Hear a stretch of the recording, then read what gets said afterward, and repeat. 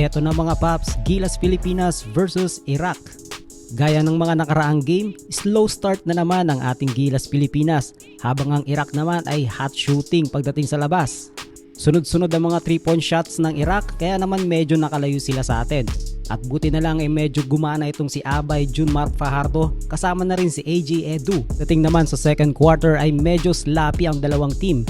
Turnover dito, turnover doon at wala halos mangyari sa kanilang mga plays. Pero sa quarter na to ay dito na nagsimula magtrabaho si Dwight Ramos, which is yun talaga ang kailangan nilang gawin dahil medyo maalat pa ang kanilang outside shooting. And speaking the outside shooting ay dito na nagsimulang uminit si Carl Tamayo sa pamamagitan ng kanyang back-to-back 3-point shot, dahilan upang mapatawag ng timeout ang coach ng Iraq. And right after the timeout, ang Iraq naman ang nagkaroon ng mga magagandang plays. Ito yung sinasabi natin na dapat hindi tayo kampante. And this time si Coach Tim Ko naman ang tumawag ng timeout. Natapos ang first half sa score na 33-all.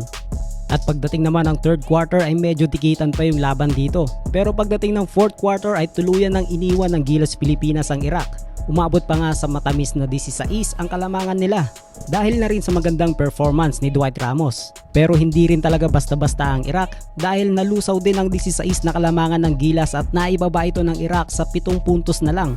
Galit na galit si Coach Tim Cone at napatawag tuloy siya ng timeout. Nakaramdam din ng kaba ang ating mga kabayan na nanonood sa stadium.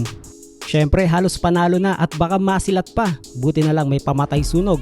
Tumira ng 3-point shot si Calvin Oftana para masil ang panalo at maibalik muli sa double digits ang kalamangan ng Gilas Pilipinas.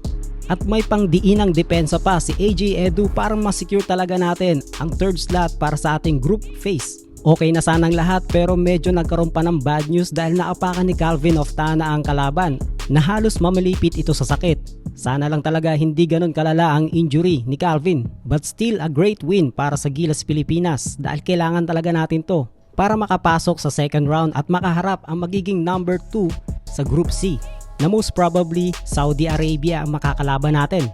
And I'm sure kayang-kaya natin yan. Syempre, laban lang Pilipinas. Puso!